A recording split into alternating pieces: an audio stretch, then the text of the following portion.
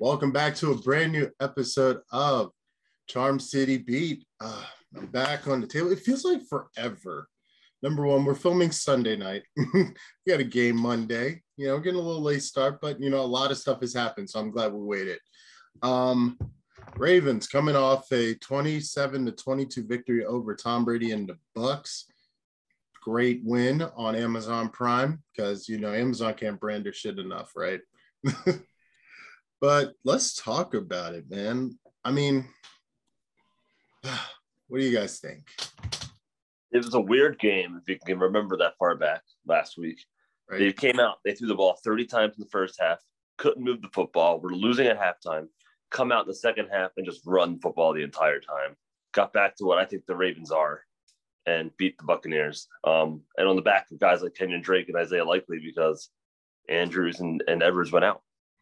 Yeah. Definitely. Well, like to say, I said they both should have not played on a short week, but everyone thought I was crazy. Granted, Andrews was a different injury, but still, why hurt when we had one game in 24 games? Well, the score in my mind doesn't really show how we played. We experimented in the first half, man. That's how you know Tom Brady is not what he is.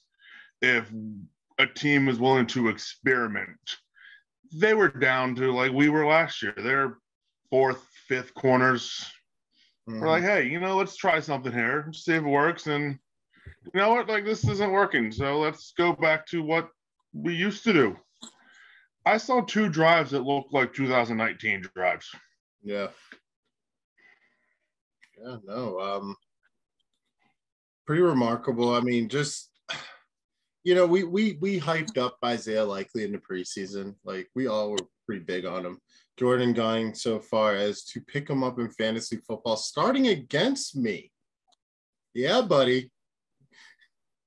Got him starting against me. It's Taysom Hill versus Likely, which is a wild story. That's our tight ends for the week. If that tells you. Meanwhile, I'm sitting here with Andrews. If that tells you how crazy our league is. But Isaiah Likely stepping up, I couldn't be more proud. I mean, we'll talk about his stats in a bit, but I mean, Mark Andrews goes down. I mean, and with our depleted receiving core, that's a big hit. So to have Isaiah Likely there ready to step up, that's incredible.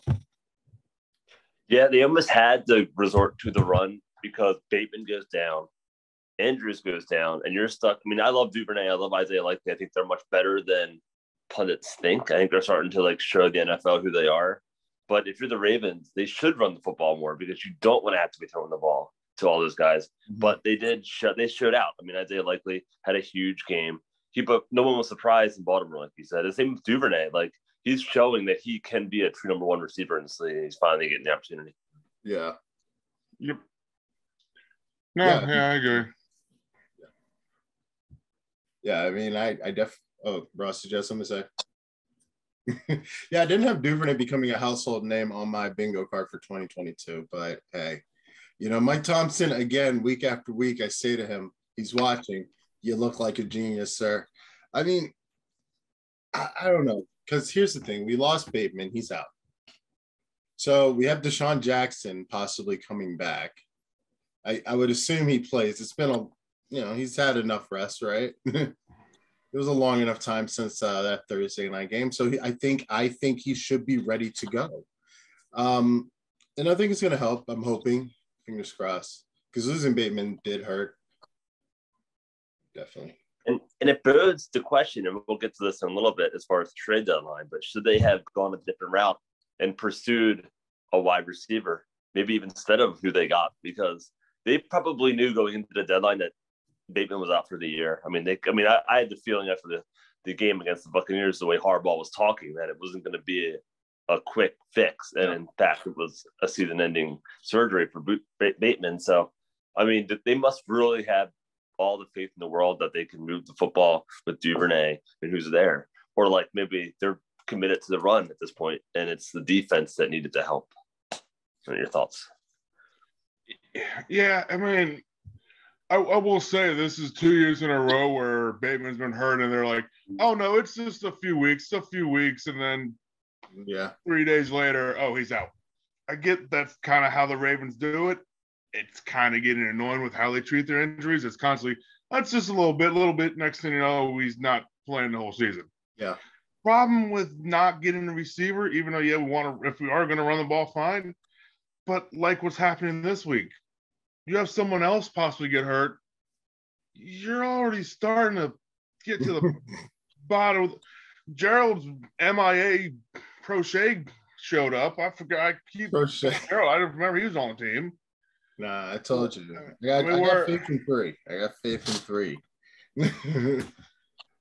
No, you make a great point. I mean, it is a depleted receiving core, and it does raise questions again. Why we didn't? There's got to be a reason. I don't know what it is. Maybe they have faith in 2019, just running and gunning it. I think honestly that's it. I can't think of anything else. I can't think of any other reason why they didn't trade for a receiver. Yeah, especially when guys like Cooks were sitting out there, and knowing his situation, I don't know how much he would have been expensive-wise, because he wants out. Houston is to the point where they're even benching him. So, like, what is happening there? And there's other guys across the league they probably could have gotten for cheap. I mean, Claypool was an expensive pickup for the Bears, but they got the young man out of Carolina. What's his name? Oh, what the heck? I'm having a DJ Moore, that was not going to happen. The Panthers, for some reason, as much as they wanted to say they're in a rebuild, they turned down multiple first-round picks for, I think, Ham, Brian Burns. So they're in a weird, we're giving up this season, but these are our guys we're building around. Yeah. Probably would have had a better shot at Judy if we were going for one of them. That would have been nice because he's Lamar friend, from childhood friend. They saw it's not necessarily the same, but he saw what Jamar Chase has done with Joe Burrow. So, but I would have loved DJ Moore. Should have been here out of college, but for some reason, as I've said before, we don't like Maryland wide receivers. Yeah, and I think the price tag for him and Judy, I think, would have been too much. I mean, it's a first-round wide receivers, and I think even Claypool, I think the Ravens, I don't think we're comfortable giving that up, personally. I don't think they want to give up a one, and I'm not sure this team could have taken anything less. Probably. Yeah. But, I mean, despite the fact we didn't get a receiver, which, again, we'll find out quickly how it plays out, we got to enter in Roquan. Let's go. Let's give it up for big number 18. I mean, literally the steal before the trade deadline. I mean, I'm not going to lie. I'm on Twitter. I'm hoping and praying somebody, I'm getting as anxious as everybody else out there. And all of a sudden, I get this notification, Bleacher Report, Roquan has been traded to the Ravens. Holy shit, for a second and a fourth? Wow. Yeah, and what? I think if you look at the internet right now, I think people are up and down on this trade for different reasons, but I'm all about it. I think you're getting a guy that's linebacker since Ray Lewis. All respect to CJ Mosley since he retired, and I think this is a guy that leads the NFL in tackles, can do all you can do. Plus, you're going to put him alongside Patrick Queen, solidify that front seven. I think he could be the piece that is the difference between a deep playoff run and not a deep playoff run.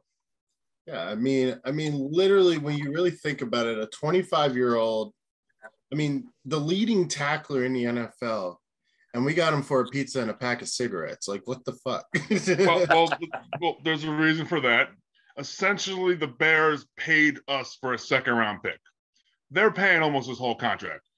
If they weren't going to do that, if they weren't going to do that, we would not have given them a second-round pick. Because not only that, if we don't re-sign him, we lose this trade. I don't care what anyone says, unless we win a Super Bowl.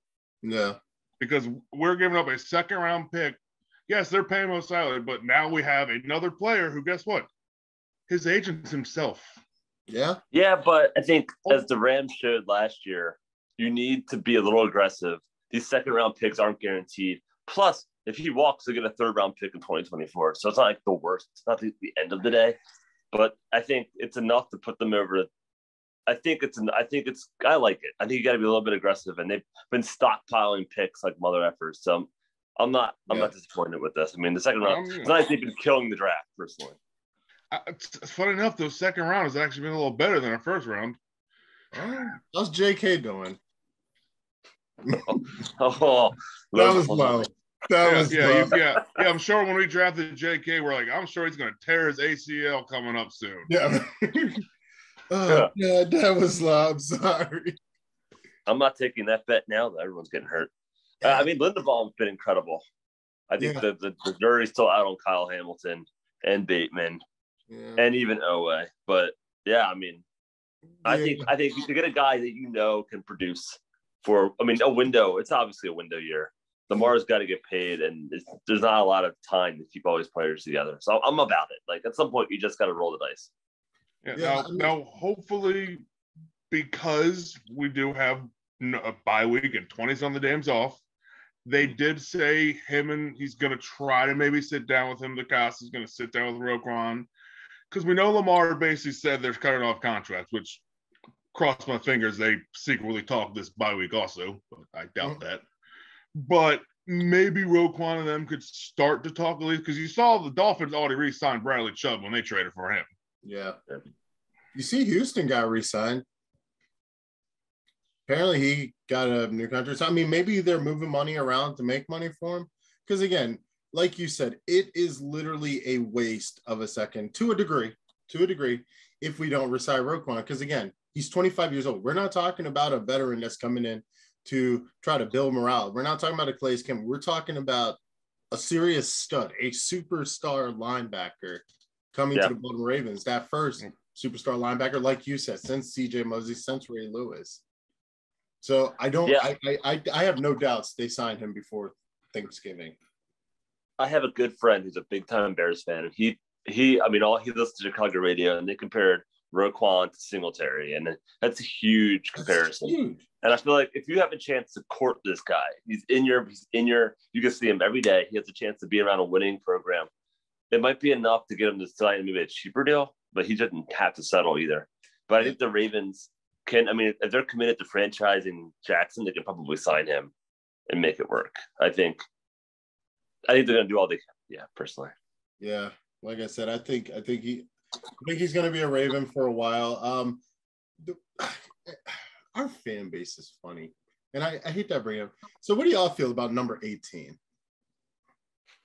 It's unorthodox. Anybody? I mean, even though he's old man Tom Brady, I don't know if real or not, but he said it kind of annoys him because it confuses him sometimes on a quick look. That's great. Do it. Everybody get like single-digit load numbers. I want D Lyman with 23. Give a D Lyman a 20 number. Yeah, it's weird. I think 58 looks better on a linebacker, but it does. If he's tackling 15 people a game, I don't give a shit what number he has. Other thing, remember, mid-season trade numbers kind of can't move around too much. We have a 58. Yeah.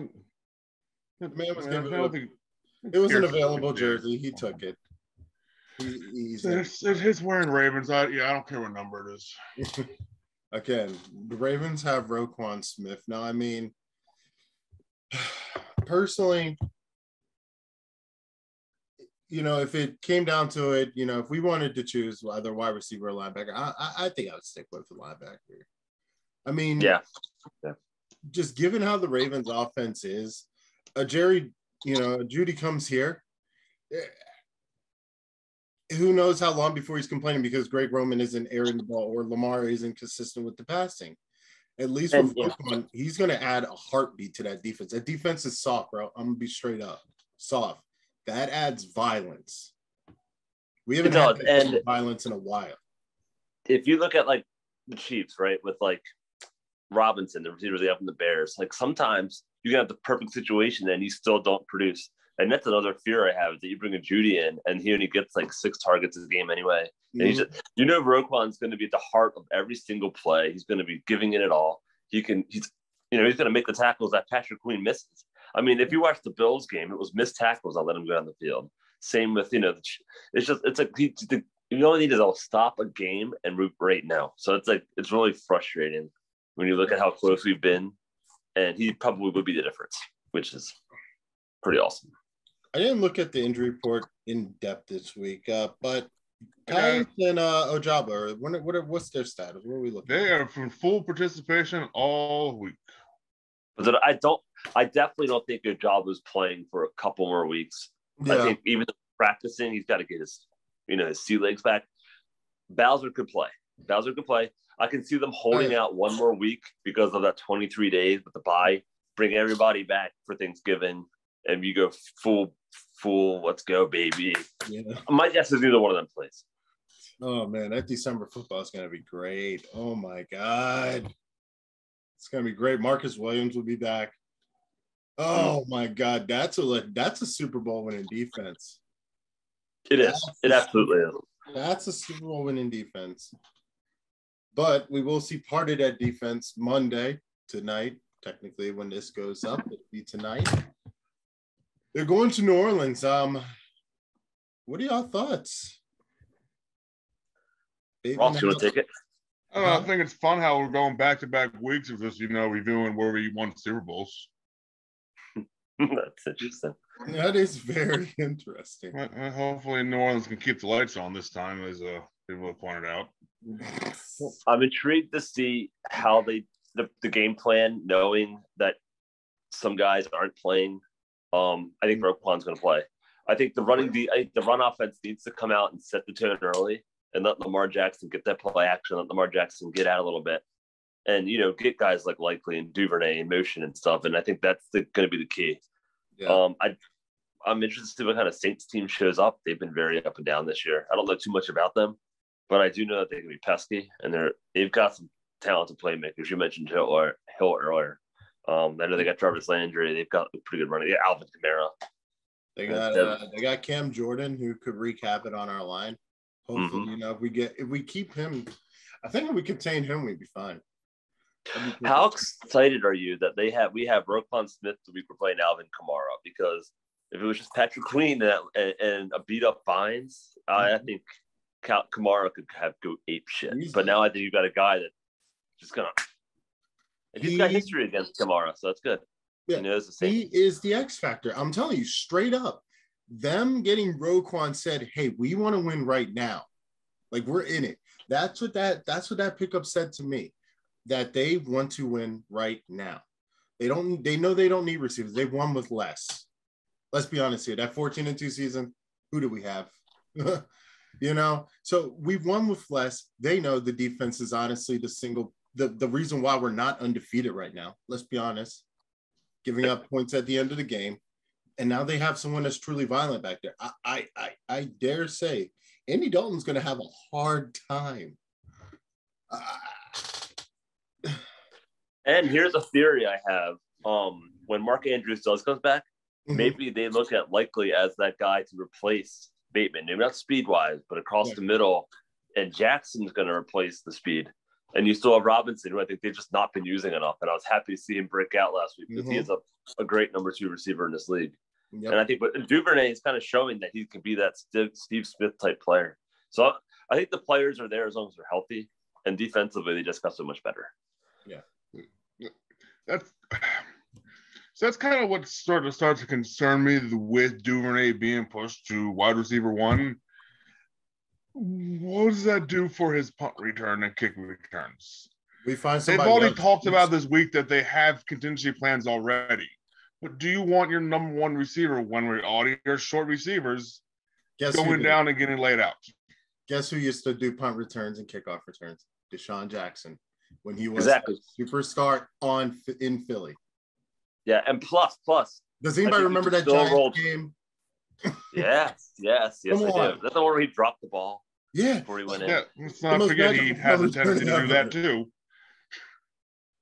So again, I mean, Duvernay literally gives me the same vibes as that. I think he's very versatile, and I think they're just going to keep him where they can. The Ravens, I don't think they're the type of team to protect players. Let's be honest here. They're not going to be out here. If they can use you, they will use you. They use Lamar Jackson as a running back and Mark Andrews as a quarterback on a pitch play. They will use. No, I didn't realize he had a rushing attempt. He had a rush in that game for a touchdown. No, they handed the ball off to Andrews a couple weeks ago. No, yeah. I didn't even realize that. That's the one game he had no catches. He got a rush. Yeah. That's why you didn't have like 0 points. And what I like about Duvernay is I think he can still return the punt late in the game if they need to play. You remember Ed Reed go back there? Exactly. Same type of thing. And I think even kick returns, he's a force. But I think he reminds me of that receiver at the Debo Samuels, or the guy that you just put in there and just do everything. And I think that's a weapon. I think they drafted him. It's great, but like I said, what you said with Ed Reed, that's fine. He returns a punt. Guess where he gets to go? He gets to go to sideline and take a break. You have Duvernay. It's overrated. I mean, he's 22 years old or whatever. Like, he's fine. He'll be fine. I mean, going the next couple games, yeah, we have a lot of breaks. Funky stuff happens on kick returns. Yeah. I mean, they don't kick it anyway, do they? I mean, he only has like 2 a game. I mean, it is a little risky, but I mean, when's the last time you saw a kick returner get hurt? It doesn't happen. You think it would happen more, but yeah, like I said, I understand the caution because it goes back to the depth we have at wide receiver. Because right now we have to go back to our practice squad some more. Andy Isabella. It's a good point. Like, I think if Bateman's healthy, you probably don't care. I think now it's like if you use your true number one, you probably don't see him returning kicks on Sunday. Yeah, I'd be surprised anyway. I mean, I wouldn't be surprised. Harbaugh, he doesn't give a shit, but like he does not care. Again, if he can use you, he will use you. And a name I've been hearing popped up lately for some reason wants to bring Batty up all of a sudden. He's not. He did it in college, and he's not doing anything else. I would say, man, why not? I mean, we can pull people from the practice squad. I mean, why not? And we drafted for some reason. Yeah. I mean, it is worth it. I mean, it's an option. And we're down. Gus ain't playing. He's listed doubtful, but he ain't playing. No, it's going to be the Drake show. But yeah, it's a good point too. So probably going to pull up. Yeah, I honestly, when it comes to Gus Edwards, I honestly have a feeling he's going to really benefit from the break. That little tweaking of his leg, that scared me. I saw it. It bent funny. And you already know how fragile it is. So, I mean, I don't think they're going to even – they're not going to let him take control. They're not going to rush it. I'm actually a little surprised he isn't already listed as out and didn't stay home with Andrews like he did. Yeah. Yeah, and I think Dobbins, 4 to 6 weeks? And it's already been 3 weeks. So, I mean, he could be back. But, I mean, I think you could have – the whole team could be more or less back by the end of November, which is – honestly what you want. You want them to be banged up early on and then gel together. Get through the preseason of September, essentially the new age preseason. You know, just grind it as much as you can October and November and get ready for war in December. And also another possible weapon coming back is Collar. We do have, Yeah, that's true. He's going to be, they're going to have to activate him soon. I think his window might be almost up. And he's a big-time red zone threat. He honestly could play this week. I didn't hear anything about it, but I haven't heard much about him. But I mean, he got activated 2 weeks ago. I think he just hasn't been talked about. Yeah. Everyone's been focused on the Jabo, and yeah, yep. I mean, the fact that him and both Bowser were full all week, even if they don't play, that just looks amazing. Yeah. No, I'm so excited for this defense. Yeah, I'm really hyped for it, honestly. But hopefully they have themselves a night tomorrow. But let's give a shout out. Actually, before we get into this, let's give a shout out this week in Baltimore sports history. Well, kind of Baltimore by twice removed. Former Baltimore Oriole Trey Mancini and the Houston Astros just won the World Series Saturday. In Houston, a home World Series win. That's incredible. First time in like a while. Surprisingly, that has happened. I was about to say it's surprising that doesn't happen more. But again, that's an amazing memory for those fans. Oh my God, you can only dream about that here. Yeah, and I think Bo Gabba probably had a hand in it. Yeah, which is awesome. Trey Mancini just needs to bring that back here. Come on back. There's honestly a few players in baseball that I think are more deserving for that kind of special, thing to happen. And everything he's been through. Yeah, and it's what he represents to the community and what he meant to Mogaba. Like, I think that's like he's an awesome dude. And no matter what you think about the Houston Astros, he's just a really great guy. And if he doesn't come back to Baltimore, he was a great run, but I'm happy. Very happy. Ross? I mean, not Baltimore related, but it's kind of nice. Dusty Baker finally getting one manager. I think he's like the oldest manager who went. I think it's first or World Series, but no, I mean, he had a little tough run. He took over the Astros right after the cheating scandal. He had a little rough there, but no, he deserved it. It is the most talented roster in baseball, cheating or not, though. So it's not like it wasn't like he was Brandon Hyde taking over the Orioles. No. If you can handle some heckling, he's got a 90-win team every year. Yeah. But I digress. Oh, I can't wait for next season. Oh, man. But let's close it out real quick and give a game ball to our boy Isaiah Likely. Game ball to you, sir.